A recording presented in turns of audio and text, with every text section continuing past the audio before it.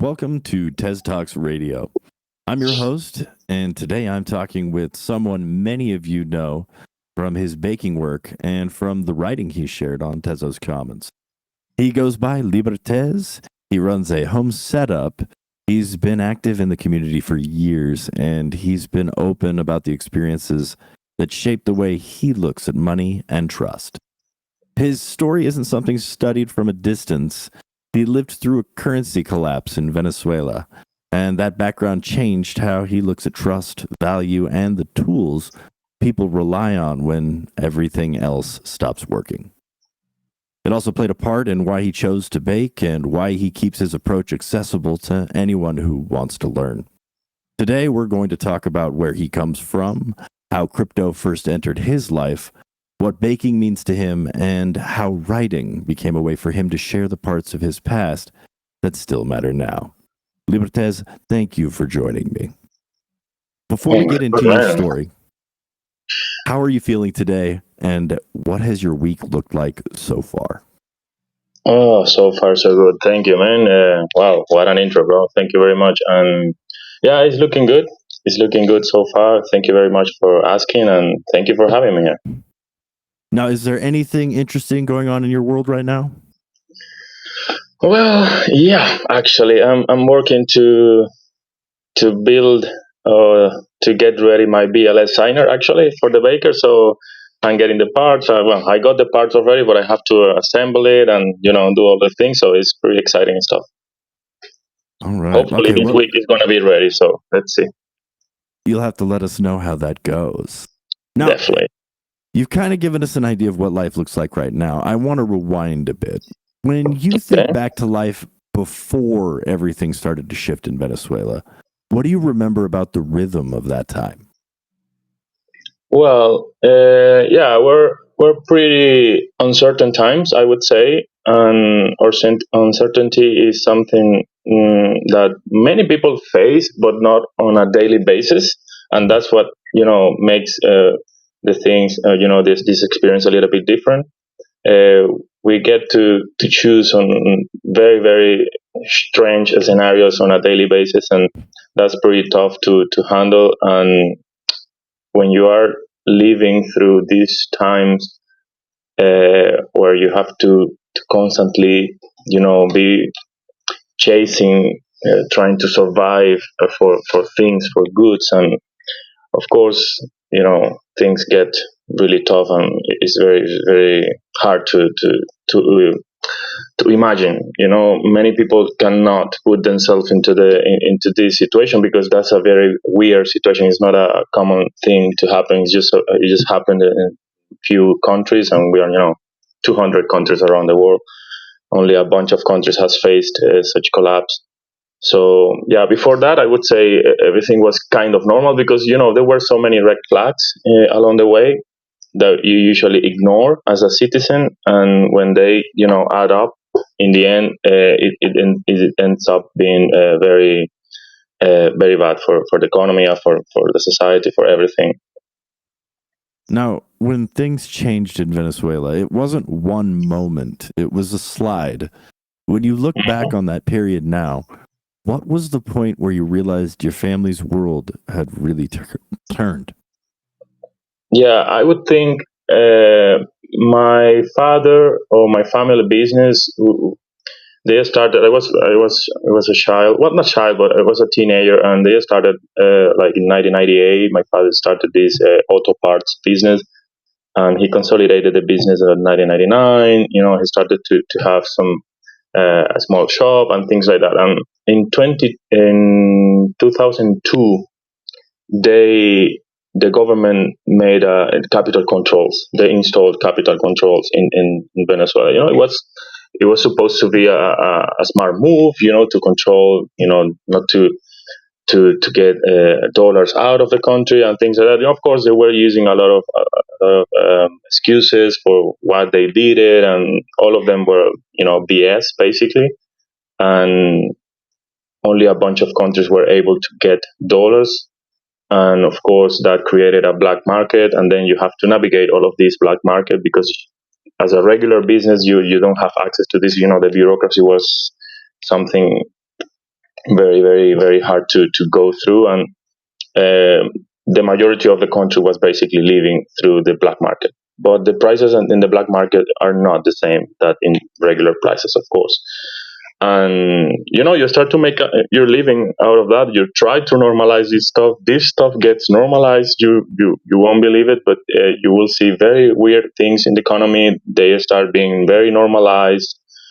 Triple, double, quadruple prices from one week to another. They start looking like normal, and people start to rationalize all of this stuff because I think people fall into this normalcy bias. They don't want to accept the situation, and you just kick the can upstream. They kick it, and you can be like that for years. And I would say in 2010 things started to fall apart. I think the crisis around the world, the 2008 crack, uh, of course it made everything worse.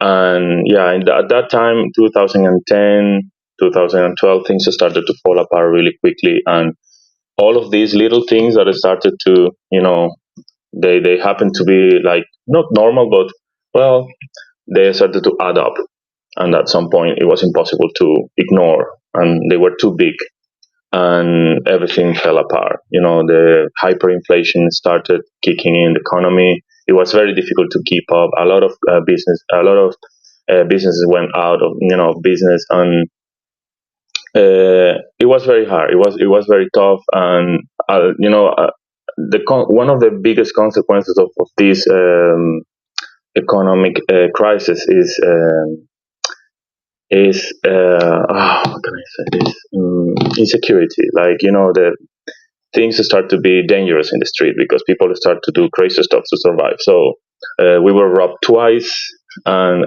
at gunpoint, and it is hard also because you are surviving economically, but at the same time you have to be careful with your life as well because if you have a car and nobody has a car, or if you have certain things, we were like middle class, I would say, and you have certain things, certain goods and values and things like that, and you started to be a target of insecurity, of people who just choose violence instead of trying to work out their way out of this situation. So uh, because of this situation, of course, we were robbed twice, and we were bankrupted because of this.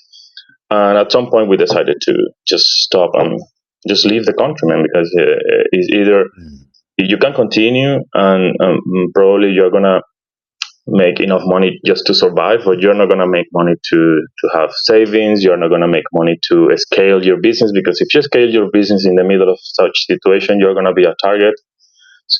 So there are so many implications that just tells you don't scale, don't invest, don't do anything under a country that is in such a poor situation. So the best move, in my opinion, is to leave, not to try to fix anything or try to do anything, because unless you are in a position of power, you're not gonna make any difference at all. Mm. Wow. And in the middle of all of that, you still had to find something you could rely on. Yeah, basically, the currency was shit, and we all turned to dollars. So dollar became like the de facto currency in the country, but it was illegal to have dollars. So if the government caught you with dollars, you were going to face fines and things like that. So you were basically navigating the black market on your own, doing very illegal stuff, of course illegal stuff, between quotes, because you are just surviving. You have to buy and sell stuff. So this business just skyrocketed, like the business of exchanging money. There were people basically dedicated exclusively for that. I was doing it at some point as well. I was doing like third party exchange money because at some point in that time I had a Chase bank account, and I was using like a triangle, to use like to do short, very very small transfers. and to avoid getting caught, or get my account blocked or something like that. And you were basically looking for whatever give you the opportunity to get a little bit of money here and there. You did it. You did it because otherwise you're gonna be fucked. So imagine 20 something million people just doing the same thing. Basically, you're just looking for options. Some people were doing you know at the margin of illegal stuff, like myself. I would include myself there. And some people just going full illegal stuff, just crazy stuff, and yeah, and you are in the middle of all of this. So it's hard, man. It's a hard life. I have still so many friends there, actually living. Probably it's a very different situation right now, but still very hard to survive. And every day I talk to some friends that I still have there. The stories are horrible stories all the time. It's just it's a never ending thing. Mm. Well, I mean, you said crypto didn't start as an investment for you. It started as a way to breathe. So, what Hmm. was the first moment you realized it could actually help your situation? Yeah, because the thing is that, for example, in 2016, I got my Chase account close.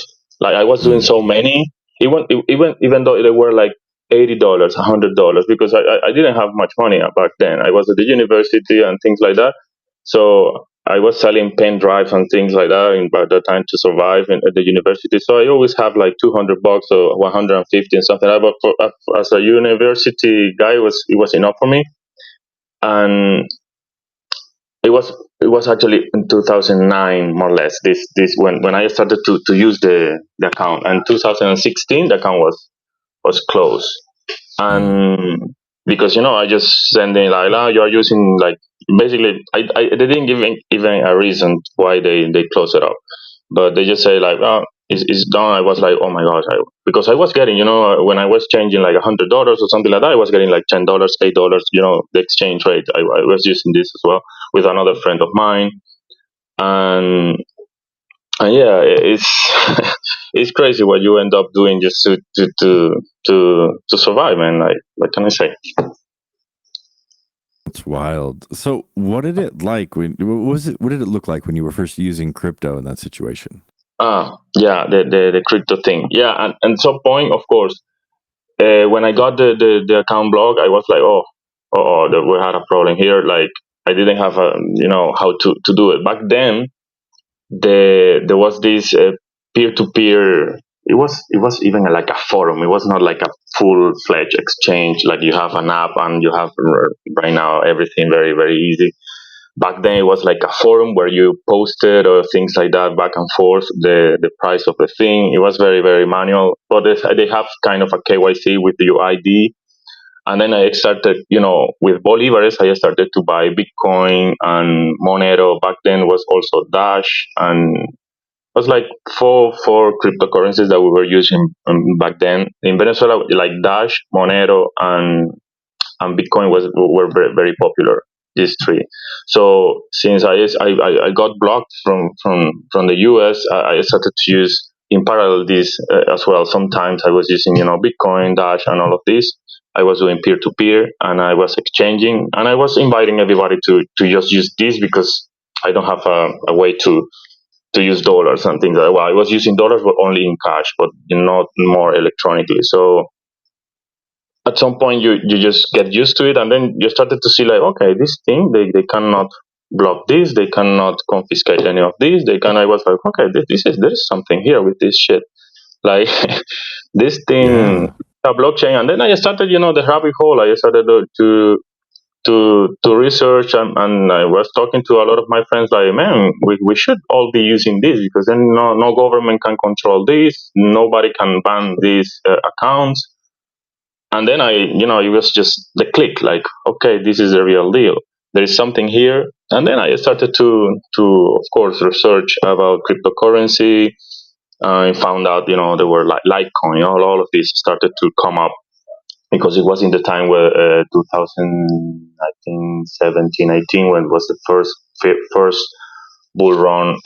And back then I was already, into a lot of trading, but I was not into full into the cryptocurrency stuff. But I was already doing a lot of buying and selling in bolivars mainly, and also in cash, because you give cash to the people in dollar, you get cryptocurrency, and vice versa. You give cryptocurrency, you get dollars back, but in person. So it was not very very good, because in person is dangerous in a country like Venezuela. You have to face sometimes uh, unknown people, and it was a little bit. There were a lot of tension there, but yeah, man, it's in that time I started to use crypto because the country itself was started using crypto, mostly in Caracas, because I'm not from Caracas, I'm not from the capital, I'm from the east in the province. So a lot of people in Caracas were using cryptocurrencies, like a lot of people. And they started to use, even businesses started to accept Dash, and Dash was like a big deal because they have kind of a privacy tab or something like that that you could use back then. And yeah, it got big in Venezuela, and Dash has like a big run in 2017, and everybody was riding that as well, and it got very popular, and it was very widely used, and there were many others, but mostly those ones like Dash, Bitcoin, and Monero was used as well. Wow. So from there, you went from using it to actually helping secure a network. Now, Yeah, you've yeah. technically been baking for years now, right? Since And 2022. right. And now you keep your setup simple on purpose. What pulled you toward running a node in the first place? Yeah, because when I started as a delegator in 2019, just 1 year mostly, or a few months after the mainnet launch of Tezos. And when the DAO hack and the Bitcoin block size war happened, I was like, okay, because I was researching heavily, and I was very into the cryptocurrency by in that moment, like 2019. I was like, okay, this is the real deal. I have to support this thing, this technology. There is something here, and I have a technical background, so I was very also. I liked it a lot. Like, okay, this is very cool. Like, and there were things happening to me. Like, I got banned by Chase, and I was like, okay, there is something here. That this is I can escape these systems using this stuff. So in 2019, I started researching, for governance, because I read an article. I don't remember if it was an article or was a forum about the block size war, the Bitcoin block size war, and all this Ethereum DAO hack that they were forking the network, and all of this, forking.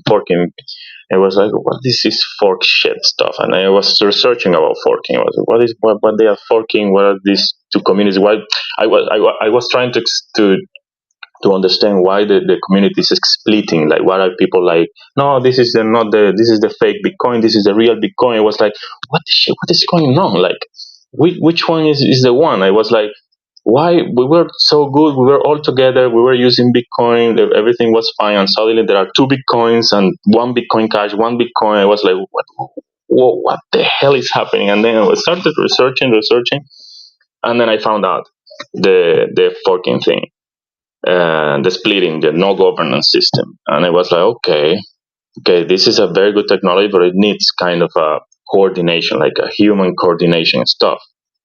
And I was like, And then I started researching that, like, maybe there is someone. I said to myself, like, maybe there must be teams and people around the world that must be trying to solve this problem. And then I found this on-chain governance stuff. Of course, Tezos came up first because it was like nobody was using that. It was only named sometimes, it was mentioned somewhere here and there, but nobody was using it. But Tezos was using it from day one. I was okay, which is these people? Who are these people behind this blockchain called Tezos? And then I started researching. Back then, they were voting the Babylon proposal.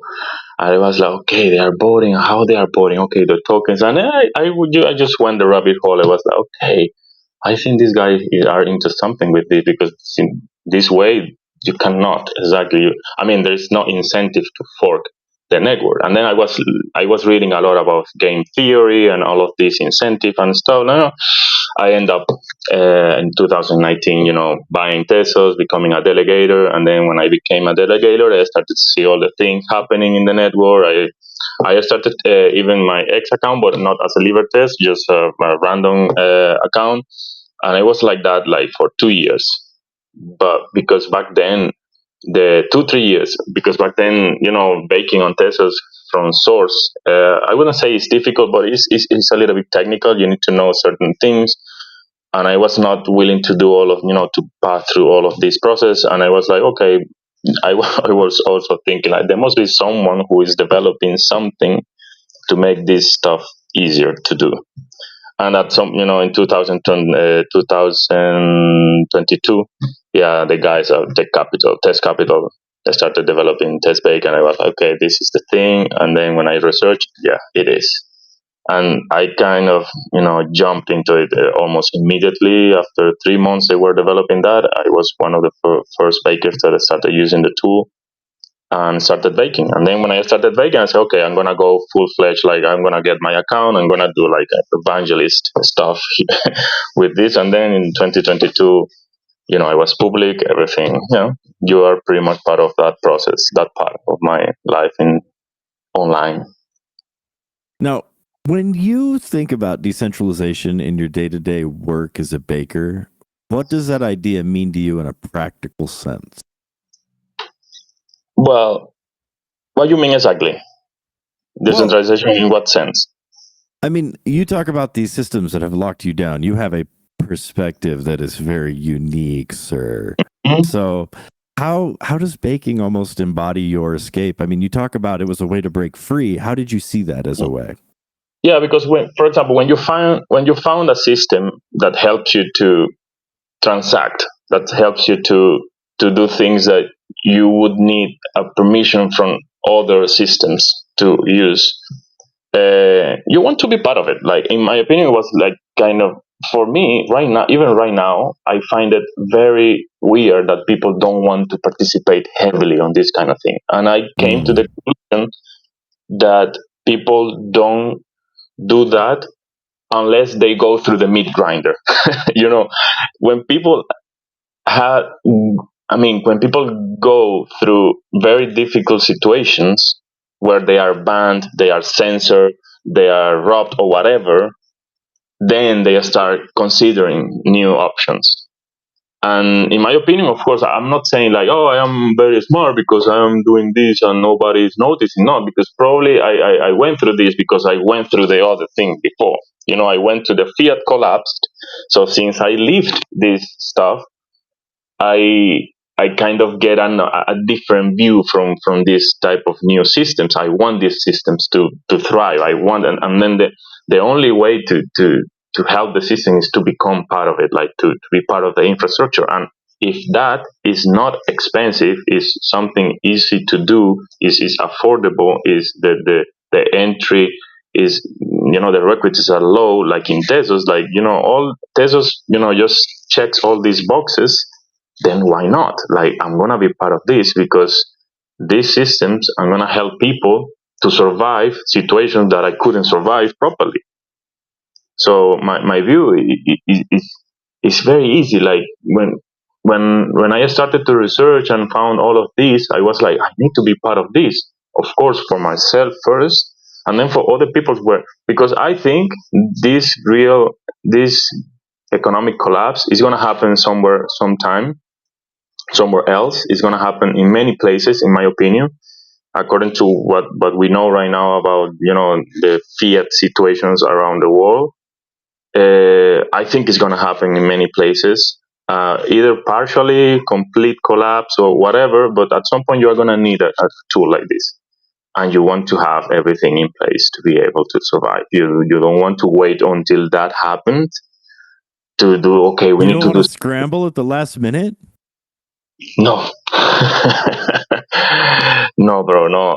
Because another thing that people usually don't take into account is the security thing. Like, in those situations, you don't want to go out, you don't want to be on the street. Like, you probably even you're gonna buy something on Amazon. Let's say that it happens in the US or in your region. I don't know, and you have Amazon. You usually buy Amazon today. You got everything tomorrow. When these kind of collapses happen, even the logistics are disrupted. So maybe your cart in Amazon you're gonna buy, and then they're gonna say, okay, in 15 days it's gonna be there, and then your life starts to fall apart in certain ways like you didn't expect it, and then you say, okay, I should have done this way before, or when I start to see flags, red flags here and there. So I better get a. That's what I basically became a prepper because of this. Like, you don't want to be in solving problems in the middle of the situation. Yeah. So that part of the preparation mentality is what basically made me a baker. Like, I want to be already baking. I want to be already validating in the network. I don't want to wait to buy the computer, to buy the stuff, to buy the things that I need to be part of the network, to learn as well the knowledge based part, like how it works. Like, you don't want to be making transaction very nervously in a difficult situation, and you haven't done one transaction before. You want to be like, what, you need to have some expertise before you go through this situation. So this kind of activity helps you to be more confident, more everything, when you are going to face situations like this. Now, you've watched Tezos change from different angles for a long time. When you Hmm. look at the network today, what feels important to you about where it's heading? Wow. Yeah, I've seen a lot of changes, and for me it's crucial that the network have kept this cypherpunk mentality, Mm. these cypherpunk ideals. Like, they are, in my opinion, the vision of Tezos have, even though the architecture of the network have changed, the vision hasn't changed. And that's, for me, what keeps me there, like keeps me here, supporting the network, everything. Like, maybe then the technical ideas have shifted from one place to another, but the core values are there, like decentralization, scalability, speed. You don't want to sacrifice any of these, and they have kept this promise. At least in my view, they have kept this from the very beginning. Since I started reading about Athens, Babylon, all of these upgrades, all the way to Seoul, they have pushed these values in all of them. Like, everything that they do so far, they have done so far, is done thinking about solving these blockchain trilemma problems that a lot of other projects faced, and most of them actually took the shortcuts and things like that. They have started to cut corners, and they started to do things just to get things faster, and things that are sacrificing decentralization, security. And of course, I didn't like those things in other projects, and that's what I focused on Tesos, because those guys so far, they have been true to the values they they shared like 6 years ago when I started supporting the network. So why wouldn't I just help them? Because I'm not a developer. I'm not a core developer. I kind of understand what's going on in the space. I kind of understand what's happening in the world. So I really value these ideals that they are pushing, even though there are many narrative and a lot of very weird narrative memes. Because people want, usually the majority of people, not everyone, but there is a bunch of a big amount of people that want the projects to follow narrative.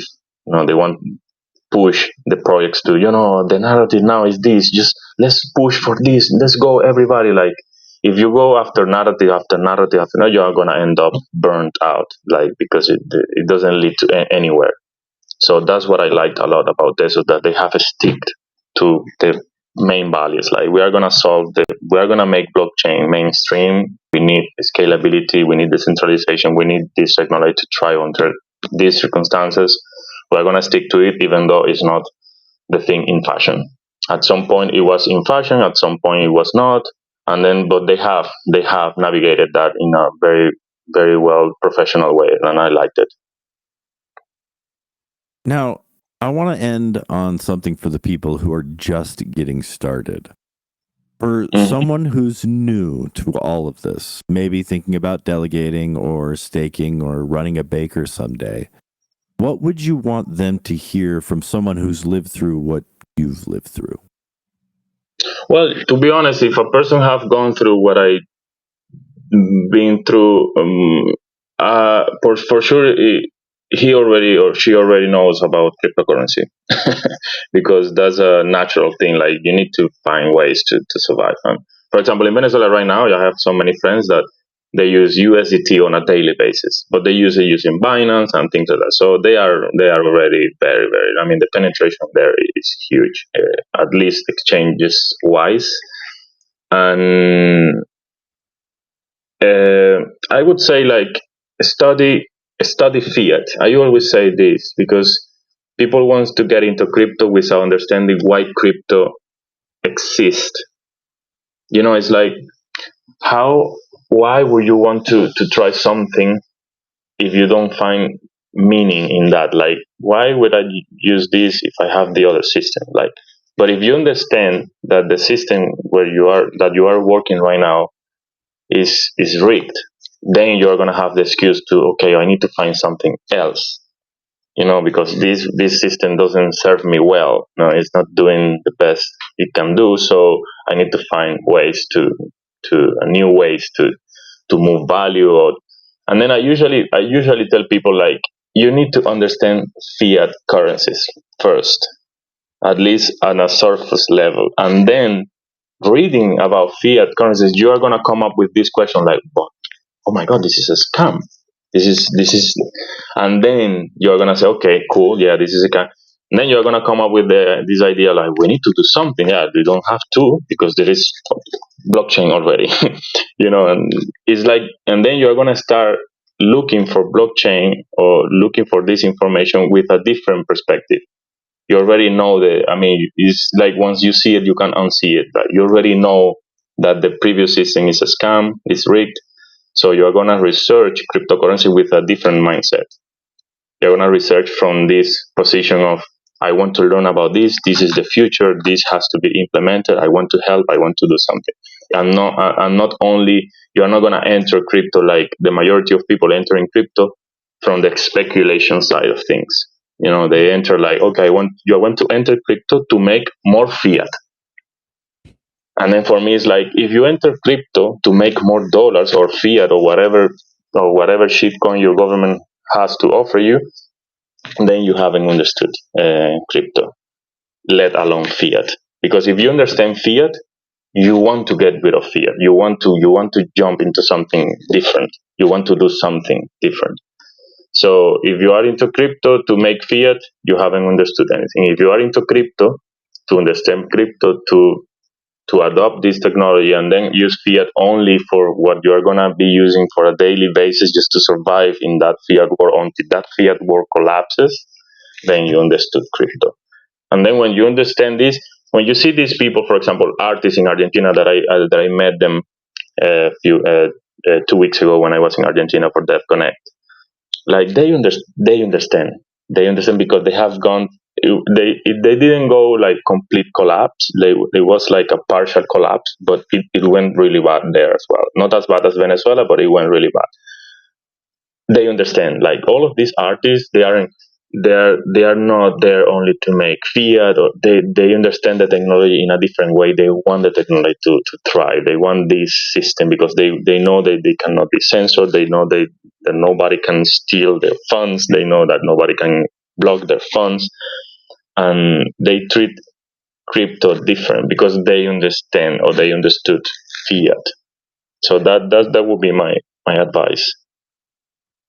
Well, Libertez, I appreciate you taking the time to sit with me today and speak the way that you do, steady and honest. Hearing your story in your own words adds a lot to how people understand you, not just as a baker, but as a person who lived through things that shaped the way you look at all this. So thank you for being here. No, And for thank you. everyone Thank you listening, for the opportunity. A pleasure, man. And for everyone listening, thank you for spending time with us. We'll be back with another episode soon. Thanks for joining. Thank you, bro.